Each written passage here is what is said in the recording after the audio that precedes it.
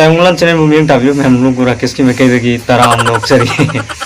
Ma'am को ngasi की video असिदा इना ममांग द वीडियो नि सेमजक रे YouTube की मतंग देनि पुजरिलो वीडियो सिंग असि सुको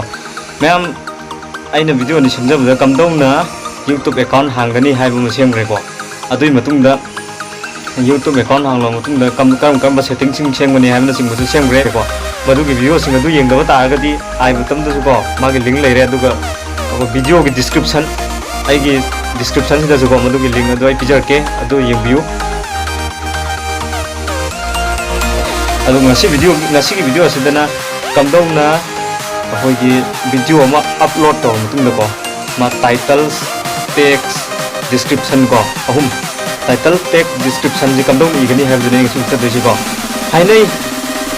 मियोय मपोंगनि सोइदबु ngamde को अदु पोट होनबदि माइ बाइ हाइना हाइनै अदु मैम होनब लेपुंसि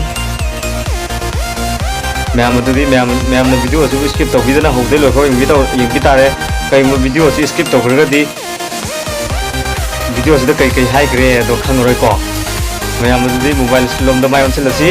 मोबाइल सिलम द माय ओनसल दिगै वांगोइना मैम दैना हजरिंग मुदि चैनल असिदा दौना लापिबो अगदि चैनल असिबु सब्सक्राइब तौबियु अदुगा वीडियो असिबु लाइक अमंदा को मैम लाइक अमंदा तौबियु 50 लाइक फाउदी योबियु मैम को अदुगा मैम कमेंट तौबिरोय वीडियो अस कमदौ बिबगे हाबिदो मैम द शेयर तौबु कौबिगनु अदै मैम आइना हजनिंग मुदि कोइ हानना सब्सक्राइब तौरगा लैबा मैम पुनमखुसु आइना थमोय सेंग थाक फोंदोकसरी अदुदि मैम मोबाइल सिलम द माय ओनसलसि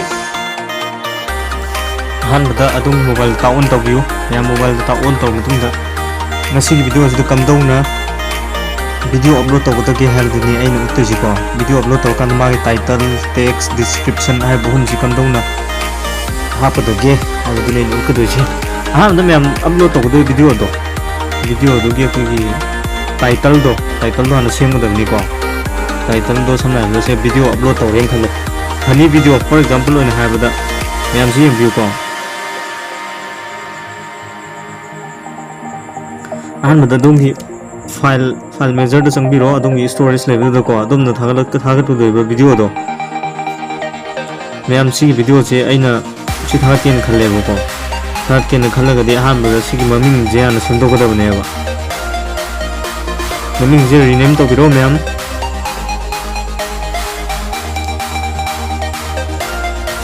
इदाइना फनी वीडियो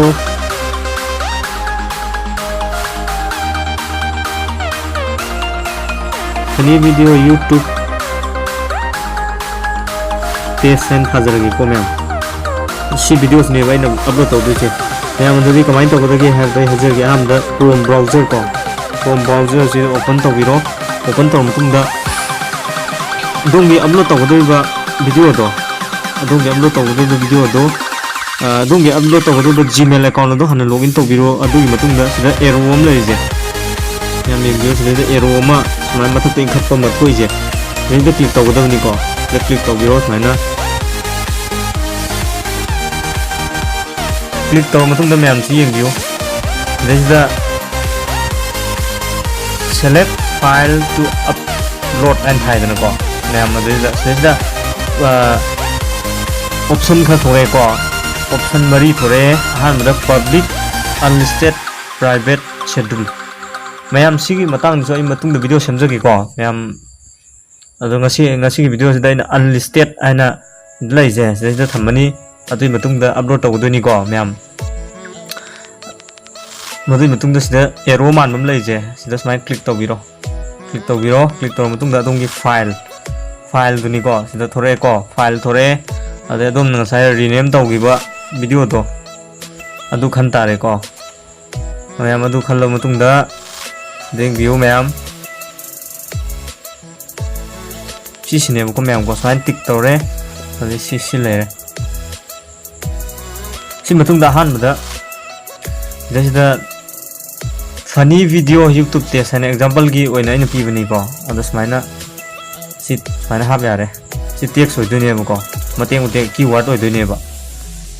अदे सिदा अदोमना पामिबे टाइटल दो सिदा फजना इबिरो मतुंगदा लास्ट बाय अदोंगी चैनल ममिंग हाइतारेने को Sumai hape yare ko. Sumai hape yare description da kai ini haragadi description da su about this video harakanda ko. Ai iraki ko ma'am example on mati ma'am yung views this time easy ko. For example on sum ijabani about this video today I am going to show you how to upload video on YouTube and even this da my funny gi or so adungi or sing do adu ri matang sum ibe yare ko. Adai masi gi upload se loidring da this da khoi gi thumbnail ki option am thorokane bu ko sida thumbnail thorai je si jo hape yare ko ma'am thumbnail je hapu da bani adai se text kam do ni ini ha ni text se kai da gi loguni have da yuchagi ko ahan da tai video je fajana upload tor mutung text am darkar lai description iba darkar lai description si makha sida khoi gi si makha da ko adumna pamba text mating tek hape yare ko sida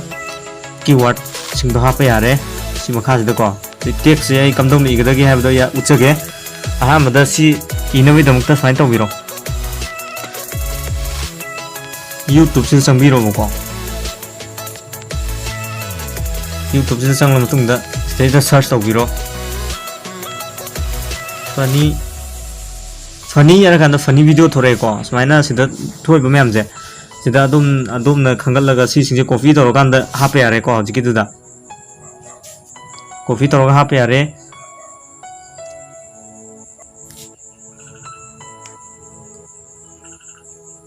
ma'am today yung view funny video harakanda my text idoi mongje the comma am kot kada ko comma ko lo matung da ai sum jab ni ko ma'am ge pam do ma'am na keno to budu dum to view adagi YouTube test sman hai be are ko my hai be are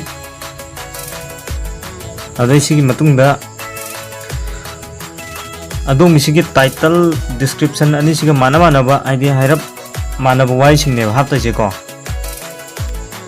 adai adong title sing do select to tor matung da ko han ba das maina ibiro si matem ire da amaga ire ut ke ko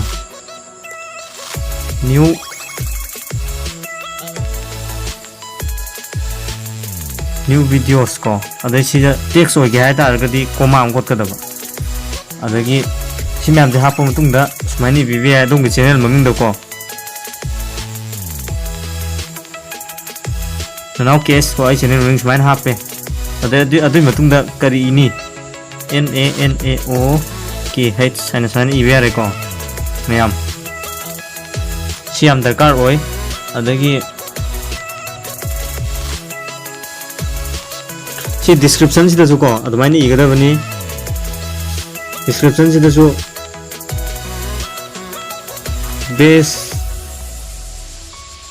funny video YouTube test smaina ko ma'am khara mana na ko smaini ibe yare adai last ta si ro matung da by now KH hai mana sing hape yare ko ma'am adugi matung da sida mana uploading an thai je si je 100% yor matung da processing an ang lakani ko mai nangi YouTube channel je copyright claim laibra natraga kai yadaba community guideline ma'am lairi ko ma'am copyright claim community guideline kan lairi adu laibra laitabra haido yengani adai moina check torne adu matung da adungi video je publish tau yare haragadi ngasai gi aina unlisted thamido ta ina teba sida aina semdok semjin tawgoda ba ma'am laidana de adu matung da sigi video thumbnail lai je sida thumbnail hakoda bane ko simagi si video sida aina upload tor video sigi picture si manung sida gi picture hum ma thora ne ko mai photo sing hum ma aduna taba aina custom thumbnail ladi aina somda edit tawba yare ko edit tawro kanda aina thagape ai haiba thumbnail ado aduna video se upload to bolo silakanda adu thumbnail ado hapaga thagat kadabani aduga adungi processing do hek loibuga video ji publish to be yare ko aduga ngasi gi video sida kaigum bab ta daba adagi kaigum ma ta yawrak laba adumna comment to biro ai soiduna adungi reply to jarake mayam ai video se kam to bigi mayam video sibu mayam idong ta kitang ko kana ragadi channel sibu subscribe to view aduga video sibu like amasung comment tawbiro adu ma'am da share tawbu kawbiganu adudi ma'am thanks for watching bye bye